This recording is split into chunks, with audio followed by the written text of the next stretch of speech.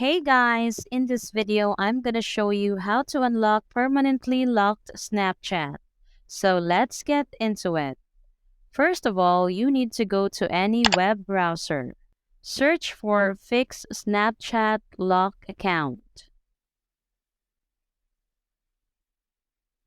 All you need to do is go and look for this section here.